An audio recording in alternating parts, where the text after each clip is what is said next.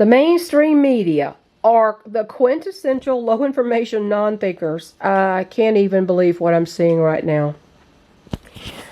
The media and the city manager of Springfield, Ohio are furiously gaslighting its citizens in Springfield, telling them they didn't see what they know they saw concerning the Haitians decimating the duck and goose populations that occupy the parks, as well as stealing family pets. It's 100% true. I listened to one of the 911 calls in Springfield where a man on the way to work saw 4 Haitians, 2 men and 2 women, each carrying a dead goose. I've seen stories from horrified citizens that are telling the city council and their local reporters. Those Haitians the man saw then got into vehicles. What vehicles did they get? Who's driving these vehicles? They got in the vehicles with their captured food. And the man reported license numbers to the dispatcher, who asked which way they went. Haitians do eat cats. It is not a rumor. It is not conspiracy theory. It is a fact. And they eat other things we here in the United States would probably never touch. You can't deny that without just looking stupid. Chinese and Koreans do eat dogs. My son taught English in South Korea for 10 years. He lived in Seoul, near a store, a market, processing the dogs. He had to listen to the yipping of them in wire cages before they were processed. The Koreans don't have pets to the degree that we do in this country.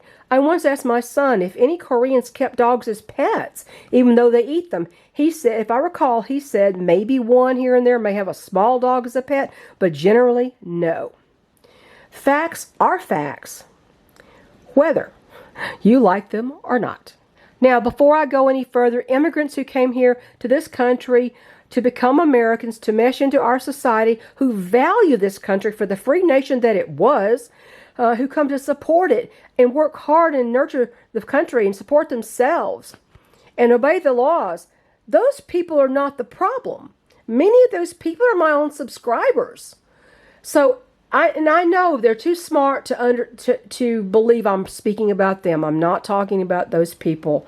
And so just so the people know, I am not talking about those people. I actually really value those people who've come to this country for the right reasons. The simple fact is most other cultures simply do not mesh with our American values. They don't understand our Judeo-Christian ethics. Unfettered invasion resulting in crazy diversity is a downfall of a country, never a strength.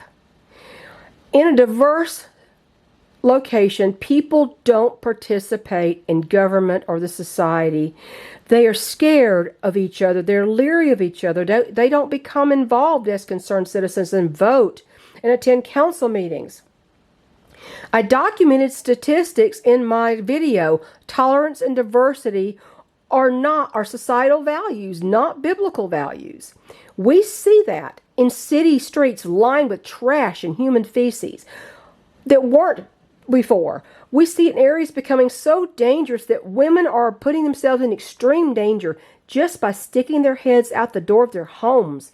We see that in men coming from Muslim countries here, kidnapping, raping, and murdering young women and little girls. Did you know that Muslim men sometimes keep pubescent boys as sex toys, making them up like women, dressing them like women, putting jewelry on them like women? And they don't consider that immoral? Oh, they're so moral. But they throw homosexuals off buildings, and yet they think this pedophilia is just perfectly fine. There's a documentary called Dancing Boys of Afghanistan. It exposed the ancient custom called Bacha Batsi, which means boy for play. I'll link that in the description box. These people are not coming here to become U.S. citizens, to participate and become part of the national identity. They're coming to continue the way they were living in their own slum third world culture. They're not coming to assimilate into the society here or support our country or to make friends. They're coming to use our systems and water down our culture. They take without giving back. They're not coming to participate in our republic as functional citizens or vote. even though the Democrats seem to have this fantasy that that's what they're going to do. But to be given what they should be earning for themselves, they bring in their questionable proclivities and skewed values and expect to do the same they did in their own country here on our soil. The romantic notion of huddled masses yearning to breathe free, working together in the fields, that notion is just that's just what that is now, unrealistic fantasy, a romantic fantasy. I saw the problem with diversity while working as a realtor in the 90s and the early 2000s. Foreign-born realtors violating the National Association of Realtors Code of Ethics that they hide behind. I'm not going to go into all the stories here. But in general, in some of these countries, in their cultures, if you are in a business deal and you're bargaining, if you get the better end of the deal, no matter what you have to do, if you can lie, cheat, steal, threaten, if you can do that, it's a good deal for you and you've done nothing wrong. That's just business. Our ethics and values are not theirs. The problem here is not skin color. It's never skin color or race. The problem here is clashing cultures. That is the issue. The melting pot idea that is now biting us in the rear. So, what is our strength as a country? What is it? If it's not diversity, which they keep claiming, what is it? You know what our strength was? Shared values. Basic shared values. You can never have that with a type of diversity being foisted upon our citizens now. I saw 3 black men on a Fox affiliate report, if you want to call it a report, push propaganda with zero investigation. That I've already done. I found the information online, no problem. But oh no, they didn't even try to look it up because they wanted to call Trump unhinged because he brought this Haitian crisis in Springfield up in the debate. What is scary is that their report, that the media, the so-called information people, can stay so ignorant without even investigating. They're merely propagandists. The city manager in Springfield, if you can believe David Muir, said he called the guy, and the guy said, "Oh no, we haven't had any reports of that." He's lying. He's gaslighting his own citizens, telling them they didn't see what they know for sure they saw. I've heard the police call. Denying truth when there's video and audio evidence right in front of your face is dangerous and ignorant.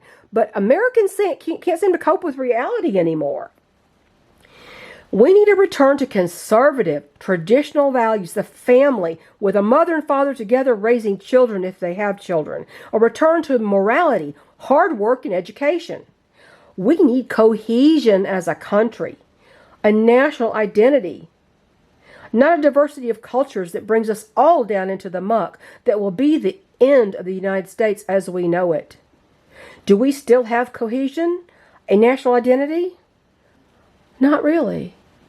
It's like when you're on an editing program and it's like, cohesion, national identity is in bold letters, and then you turn down the opacity and it slowly disappears until it's nothing. That's what the United States is now. It's disappearing. So I say all this because we have a very dangerous communist duo trying to worm their way into the White House right now.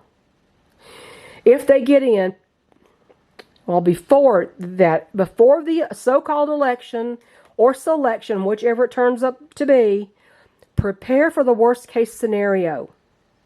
Before this Harris-Walz communist duo is installed next January, possibly. Prepare for the worst case. Prepare for gangs coming down your street, coming down your driveway to take what they can't apparently earn because somebody bust them into your town. Really put yourself in that place and imagine you see them coming to your door and you know who they are. Think about it. Immerse yourself in it for a while. And it's not going to be comfortable, but you have to think about what if. You have to. And get ready to prepare Get ready to protect your family, your property, your children, your animals. And decide now what choice you're going to make. Because when they're at your door, it's too late to think about it. Bye.